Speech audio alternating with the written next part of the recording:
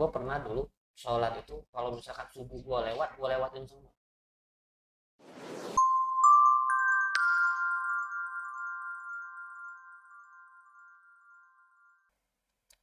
Iya. Ketika subuh gue nggak sholat, zuhur gue enggak, asar enggak, maghrib enggak, isya enggak. Karena patokan gue awalnya subuhnya. Wah, akhirnya berapa bulan gue sadar itu usah. Nah, tapi setelah lama dong, Iya. setelah lama. Terus lagi pernah lagi gue juga ya tanggal satu aja biar nanti enak hitungnya, punya tabel misalkan pengen konsistensi selama 30 hari atau 40 hari atau seminggu, pengen punya tabel konsistensi.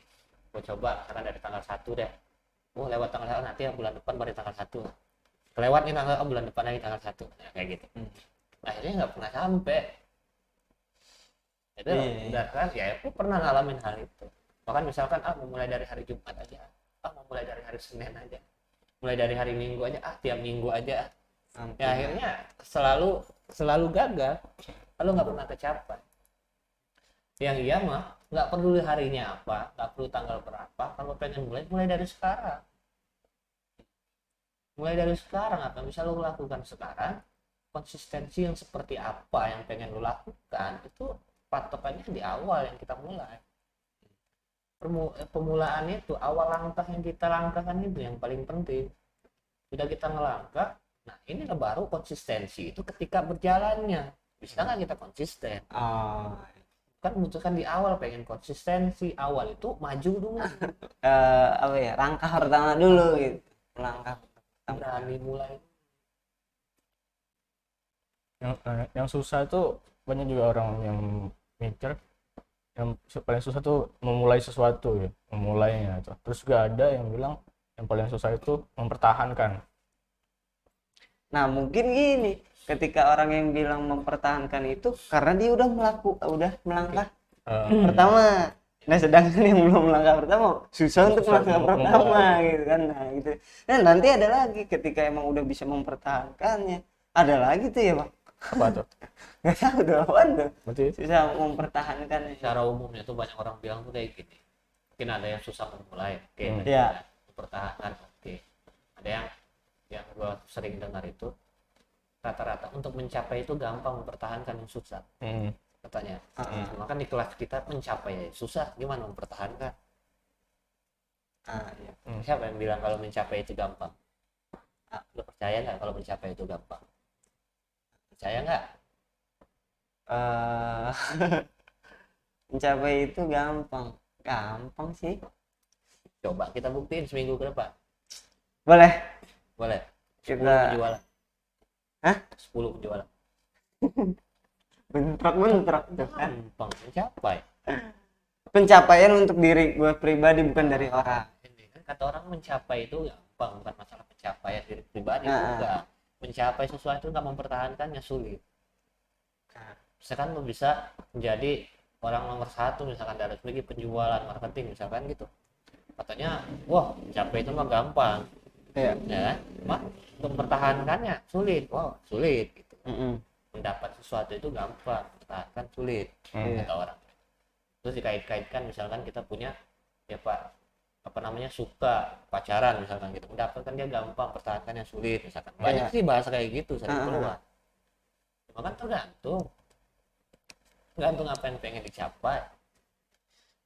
Nggak semuanya bisa dikatain, katanya kata-kata lo tadi misalnya untuk pencapaian pribadi ya mungkin bisa capai, mempertahankannya itu pun belum tentu. Apa yang menurut lo pengen lo capai, udah tercapai belum, mudah nggak mencapainya, gitu kan, masih banyak pertanyaan dari situ. Cuma tadi balik lagi, ketika kau bicara tentang memulai yang susah, kita itu nggak punya tujuan. Maksudnya tujuan itu walaupun punya, yang pertama tadi nggak punya tujuan jelas, yang kedua walaupun punya nggak kuat, samar ya, tujuannya tadi, sehingga ngelangkah itu antar aja lah, ngapain sih buru-buru amat. Ya misalkan lo pengen nikah tahun ini, antar aja lah, masih banyak yang perlu gue kumpulin dulu saat ini, masih banyak hal yang mesti gue selesaikan dulu saat ini. Nah akhirnya ya enggak, itu mah masih belum prioritas. belum urgent. Ketika urgent mau nggak mau nyemplung.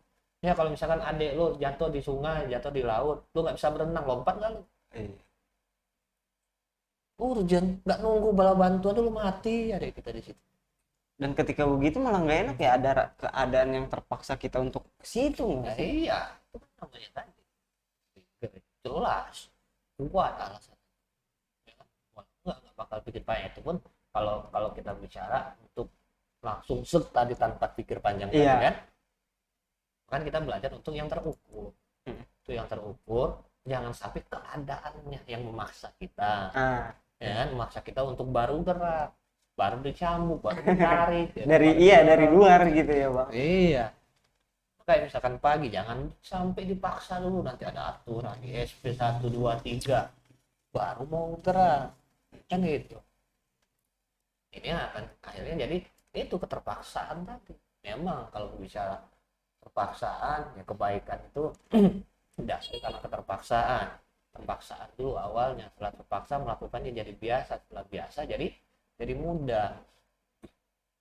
Paksa cuma kan nggak semua orang nggak bisa dipaksa, nggak terpaksa, dan nggak semua orang juga cuma karena terpaksa melakukan itu. Banyak orang yang melakukannya karena cinta, karena suka, karena emang pengen mau. Jadi nggak semuanya bisa terpaksa tadi. Nah, ukuran kita tuh bisa mulai karena apa? Ya, kita apakah kita ini orang tipenya orang yang dipaksa dulu? Gitu. Pun itu harus kita apa ya? Yang tidak bisa dipungkiri, harus sadar diri gitu, melihat kapasitas kita sendiri dong. Harus dong. Kalau bicara kapasitas balik lagi, kita tahu diri kita tahu kapasitas kita. Ya, yang kata kita tahu kapasitas kita itu berdasarkan yang kita rasain aja selama ini. Iya. Misalkan gua mungkin nggak sanggup jalan dari sini ke depan. Nah, selama ini naik motor. Iya. Ya, padahal lu coba jalan pasti bisa. Ya. Iya. Lu coba jalan, lu karena ada motor deh sekarang. Coba kalau nggak ada motor dan lu harus pergi, lu harus jalan, pasti bisa. Banyak kok yang bisa begitu. Bahkan dulu juga gue sekolah jauh-jauh jalan kaki, nggak ada bisa.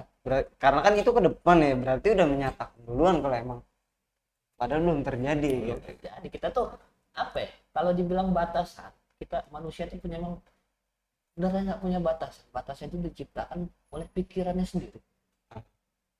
Bahkan gue bilang manusia itu nggak punya rasa takut itu dipupuk oleh dirinya sendiri. Ya, kenapa ada orang yang takut sawo? Menurut kita ngapain lu takut, memang begitu doang. Nah, kalau misalkan manusia punya batasannya sama. Kalau emang batasan itu diukur, ditentukan oleh Tuhan. Batasan yang sama, apa batasannya? Nggak bisa terbang. Contoh. Manusia bisa terbang secara sendiri ya. Betul. Kita di luar ada yang supranatural, paranormal bisa terbang, itu di luar batas akhirnya kan. Dan itu pun nggak berapa puluh % dari semua manusia di dunia kan, sedikit berapa. Tapi itulah batasan. Karena kayak kita kalau gue bicara kita main game ya, apa yang kita lakukan di dalam game itu semua sesuai program. Nggak bisa ujuk-ujuk yang permainan dari dalam game keluar dari layar. Kan gitu, di luar program. kayak kita sebagai manusia itu butuh makan kan sebuah keterbatasan gitu ya. Bukan batas. Dan makan apapun nggak dibatasi. Untuk makan apapunnya nggak dibatasin. Tapi kalau manusianya nih kita itu yang butuh dibatasin. makan. Makanya cerita banyak dulu kan, oh lo sakit ini lo jangan makan ini, jangan makan itu. Orang zaman dulu emang nggak tahu. Jadi batasan itu ya berdasarkan pikiran kita sendiri. Kita yang memperkuat bahwa apa kata orang itu emang benar loh. Dan kemarin ada teman juga kejadian begini benar loh. Nah berarti kebenaran itu terjadi antara kesepakatan.